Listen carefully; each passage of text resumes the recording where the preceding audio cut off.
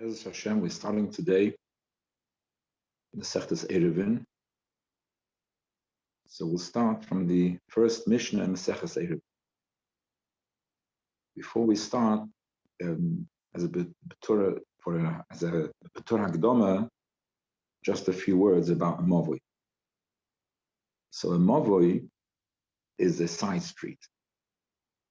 There can be two types of Mavoi: a side street which is open from both ends. We have rows of houses on both sides, and there's but the ends are open. That's called a Mavoi Hamefulish. Then we have a different type of side street, which would be a dead-end side street that it's surrounded by houses on all three sides, or by gedorim, different walls of a different nature. On the Kitzur, it has mechitzas on all three sides, and it's open on the fourth side, is totally open with no mechitza whatsoever to the street. Now, Rashi says about this mavui, which has mechitzas on all three sides, he uses the words "v'lav reshus harabim." It's not a reshus harabim. It doesn't say exactly what type of reshus it is. We have in Shabbos, we have four types of reshuyas: Sharabim, Shayochid, a Kamelis, and a Mokim P'tur. It doesn't say exactly what type of reshus it is. So the Teisei Rabbeinu Peretz says the reason why Rashi uses this language of Lav Reshus Harabim, because there are two opinions when is something considered Reshus Hayochid Midiraisa, whether only if it has four mechitzas. So in order to be considered a Shayochid Midiraisa, it has to be four mechitzas, or it's sufficient to be considered a Shayochid Midiraisa. It's considered to have three mechitzas.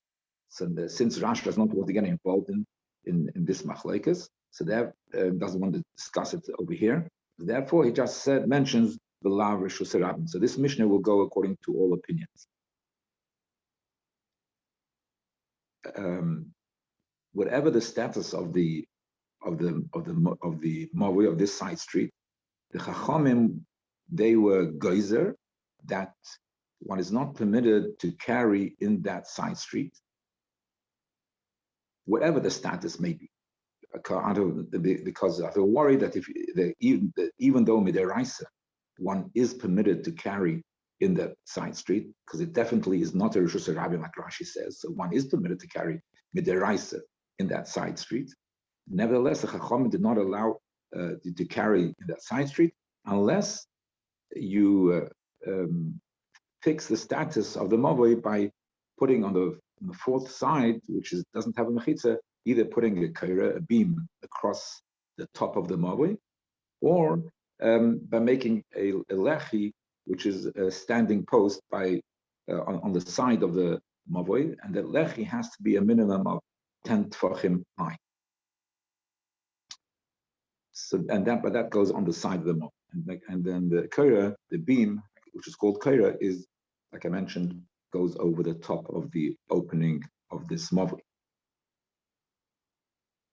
Just also to mention, it's worth to mention, Rashi gives the reason of why Chachamim necessitated that we should have a kaira on top of the beam going across, or a lechi on the side, is because of heker. So he gives the reason both for the kaira and for the lechi, tam heker, that sense that people should differentiate between the mavoi and outside the mavoi, and therefore, if they will carry in the mavoi, it won't bring them to carry also outside in the reshus harabim, because there's a heker that this is a different type of reshus.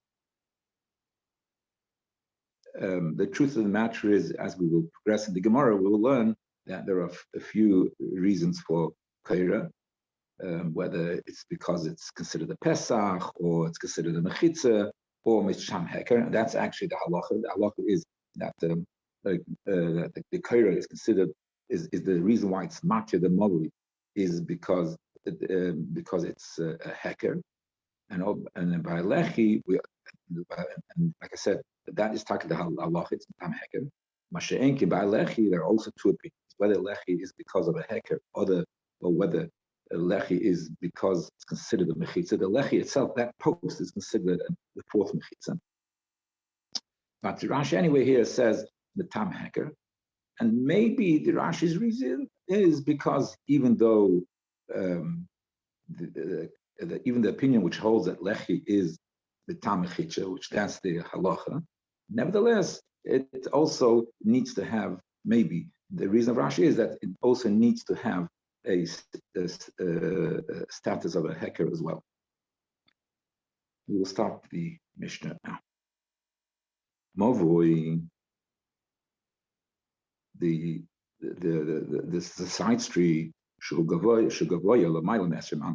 that the mechitzas of the side street, whether the buildings are the mechitzas or there's other mechitzas of the side street, whatever it is that makes the three mechitzas of the side street. So if it's higher than 20 amas, and so therefore the beam which goes across will also be higher than 20 amas if it goes on top of the movi. If you put the beam down on top of the movi, so that you have to lower the height of the movi. How do you lower the height of the movi? By lowering the beam. So if you lower the beam, then the movi will become kosher and you'll be able to carry it. Yehuda says you do not need to lower the kaira, the beam. That was in the height. Now we're talking about the width of the entrance of the fourth side. If the fourth side, the gap there is more than 10 amas wide, you should minimize it. Again, how do you minimize it? You'll have to put in a bit of fencing to make part of the mechitza. So you add some fencing, and then the gap will become less than 10 amas wide. Then you'll be able to put in a kaira or lech to make the movi kosher to carry. But if you have a tzuras hapesach, so if you make a tzuras hapesach, which is an entrance, so that making the fourth side, you'll make an entrance, then it doesn't matter if it's wider than 10 amas. What's the tzuras hapesach? I mean, you have to have two posts, and then on the top of that, it doesn't actually have to be touching the two posts, but on top of that, you have to have a beam going across. So the beam going across above two standing posts, that's considered the tzuras hapesach, and that will be effective to be matir carrying the mavui, even if the fourth side is wider than 10 amas. Tanan Hasam, it says the Gemara, Tanan Hasam, we learned in the Masechta Sukkah Shigavayla by Amal Psula, that Sukkah which is higher than 20 amas is possible. The Yehuda Masher is Masher, even though it's high, the schach of the Sukkah is higher than 20 amas. So the Gemara asks the question, Ma'ashin Sukkah, Ma'ashin Gaba Sukkah, Tani Psula, Gaba Movid Tani the Kant. How come by Sukkah, which is the similar language to this our Mishnah, but there it says Psula, uses over here, it tells you how to fix it and to make it kosher. So what's the difference? Why in one place it tells you how to fix it and to make it the correct measurement, and why in one place it just says Psula? The Gemara answer, the first answer is Gab is the first answer Gemara is Sukkah der Reise, Sukkah, which is Meder Reise Tony Psula, it says possible.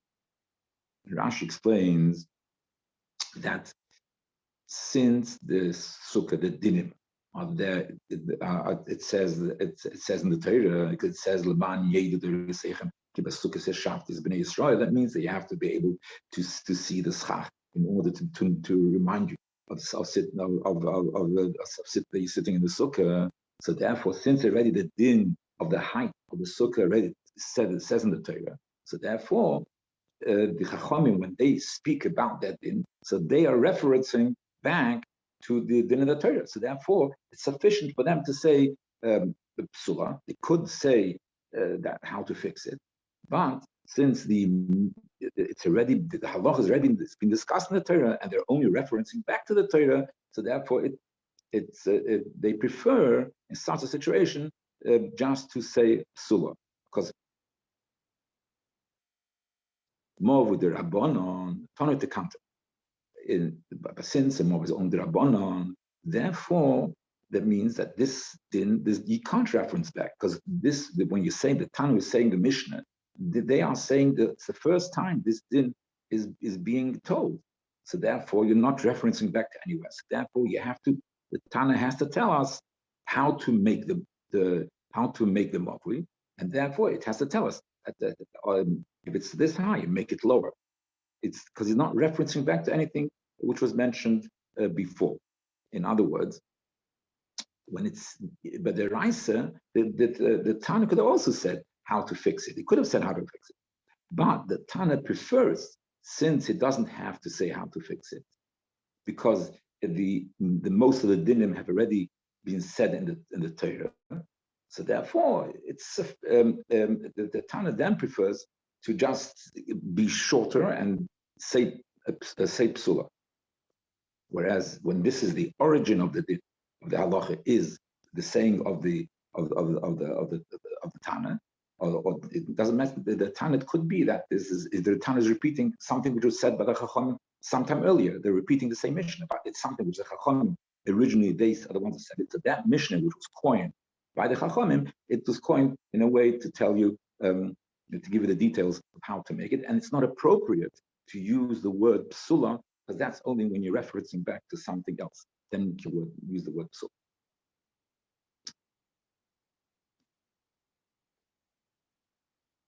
That's one teretz. The other teretz is the Raisa Nameton to counter that even the things which the Torah mentions about the dinim of the way it's supposed to be, you can also the Mishnah would rather go into more detail and tell you how it should be, and the Mishnah does not prefer to say psula. In the first teretz, we said that we have given the choice to say takanta or psula if it's deraisa, and you're referencing back. The Mishnah prefers to say psula. In the second teretz, we say no. The Mishnah prefers to say the takana, even then things deraisa, and even though it takes a bit longer, but it prefers to say that. El suk in the efficient milay, but suk, since there's many halachas over there in sukkah, there's a in sukkah besides the height is also dinim of having only 3 walls.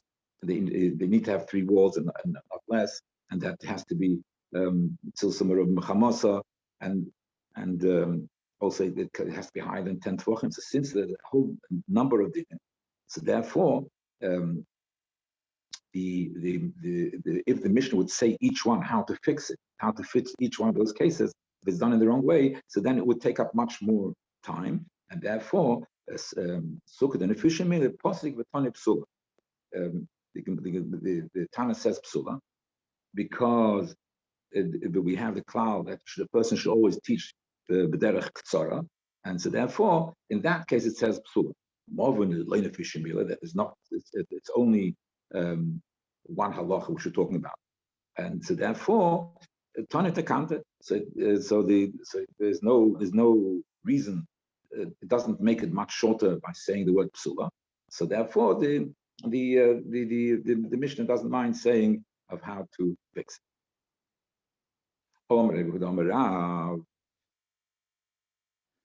The name of Rav Chacham Lamdu Elam Pischa.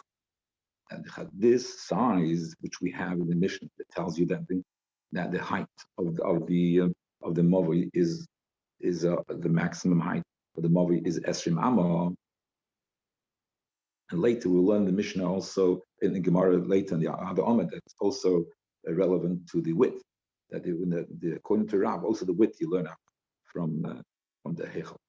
The Kitzur. So the Chachamim, the Chachamim, they learned out the size of the opening and in the Mavui. They learned it out from Pischa Shal Hechel. And Rabbi Huda le'lamda el Pischa Shal. Rabbi Huda, he learns out that the size of the opening of the Mavui from the opening of the Ulam in the Beis Hamikdash, you had the building of the Beis Hamikdash, not the courtyard, in the building itself, the Beis Hamikdash. So the first room you went into when you entered the building of the Beis Hamikdash was an ulam. That had a very big opening, and there was no doors there. It was probably too big for having any doors there. The Cholofan, it was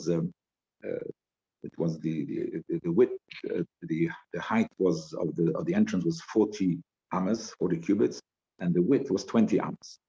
And after you went through the ulam, then you entered the heichel. The heichel had a much smaller dome. The height of the entrance of the heichel was 20 amas, and the width was 10 amas. And the heichel that had doors which would close. You would close it at night. And also in the heichel, that's where you had the shulchan and the menorah and the mizbeach haktoras. That was in the heichel.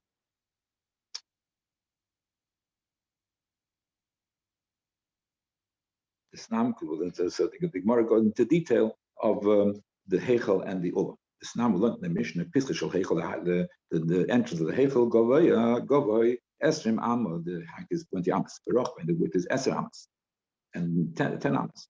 The ulam, which was before you entered the heichel, is govay arboim amma. The height of the entrance was 40 amas, v'rochbay esrim amas, and the width was 20 amas. And therefore, which entrance this din, the entrance to the ulam, the entrance to the mavoi, what kind of entrance is the maximum it can have? Is the maximum like the entrance of the heichel, which is the das rabbanon, or is the maximum like the entrance to the ulam, which is das Rabbi Huda?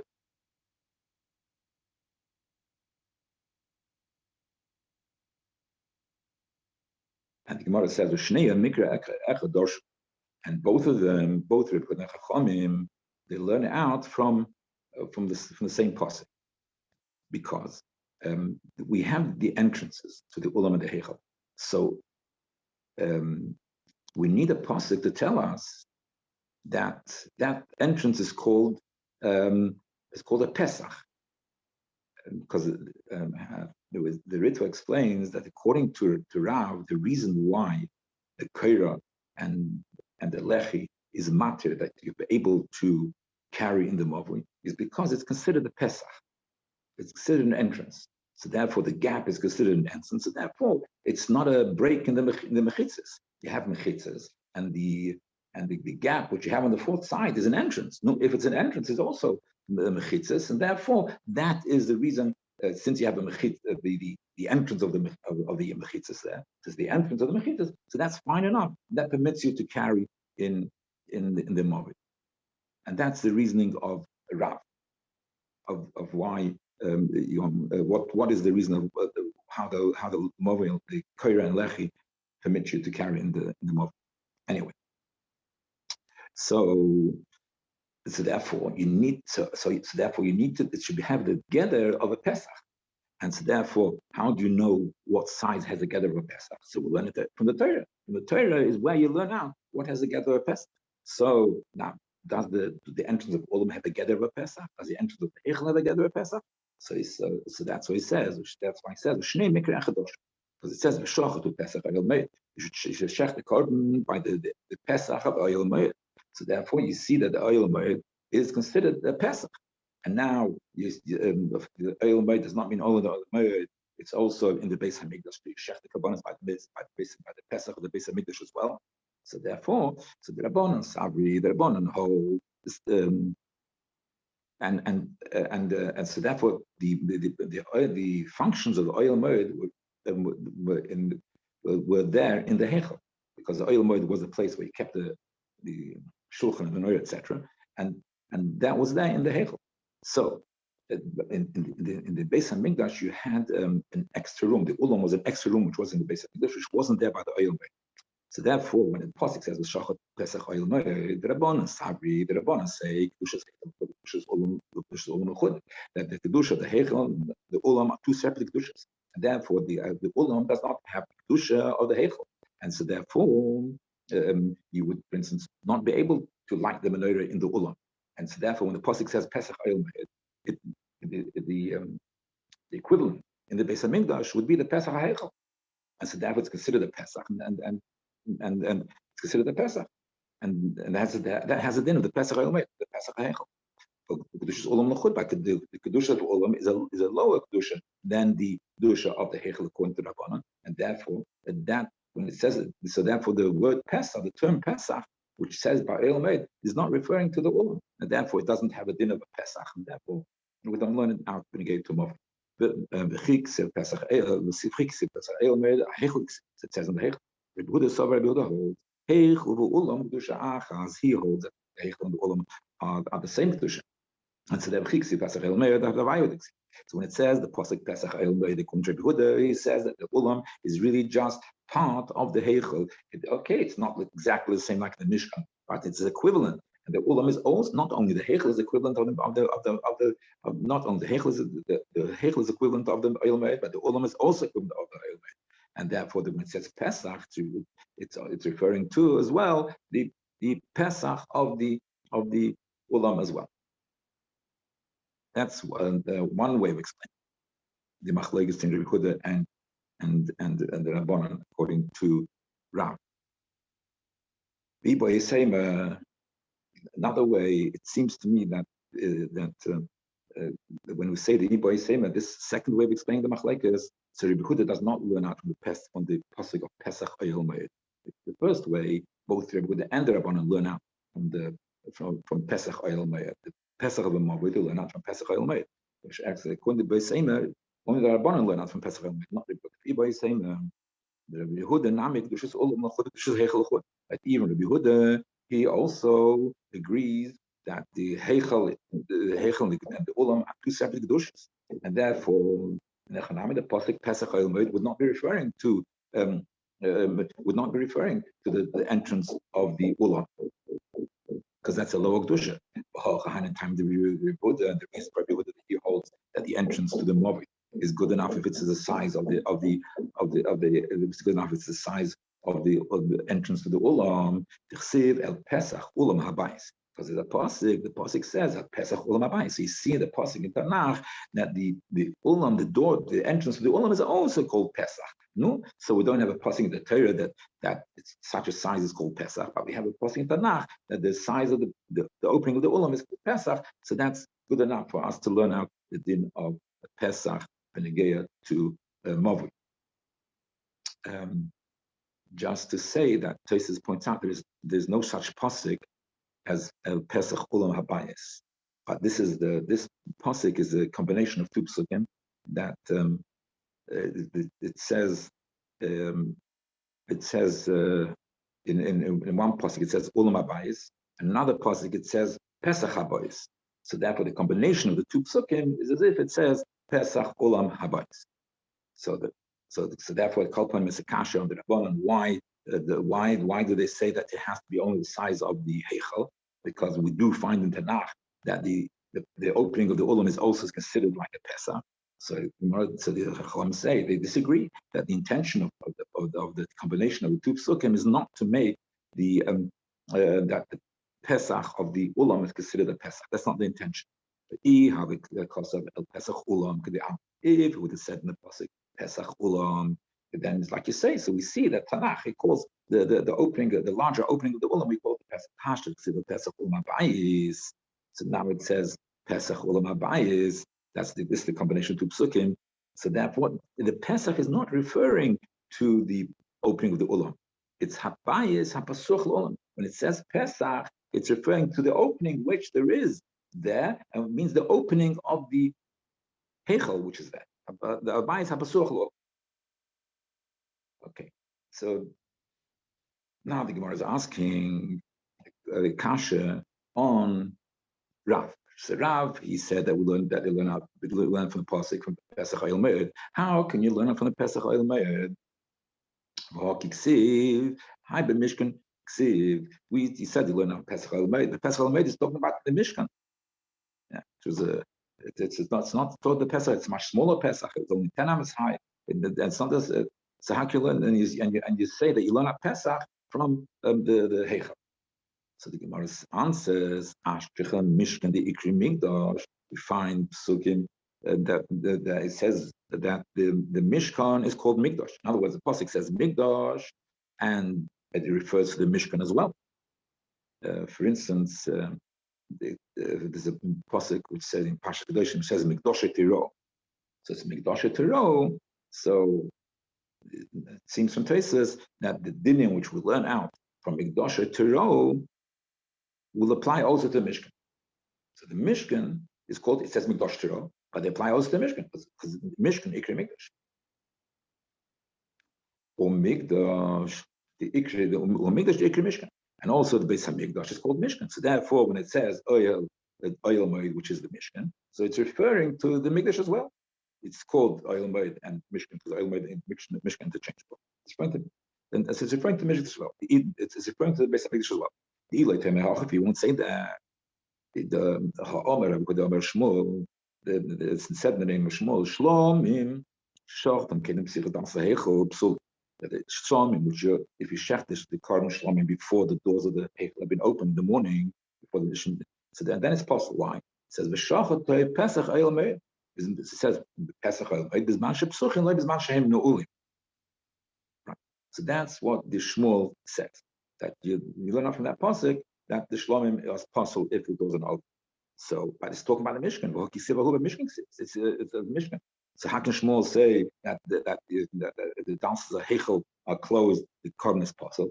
It must be Ashkem Mikdash the Ikri Mishkan. Even though it's Ikri Mishkan, the pasuk says Mishkan, but it's also referring to the Mikdash. The Mikdash is called Mishkan. And where Taka do we find a pasuk? You see, so that's Shmuel said. Shmuel said the halacha is like that. But where do you see clearly in the pasuk that the Mishkan is called Mikdash? Mishkan,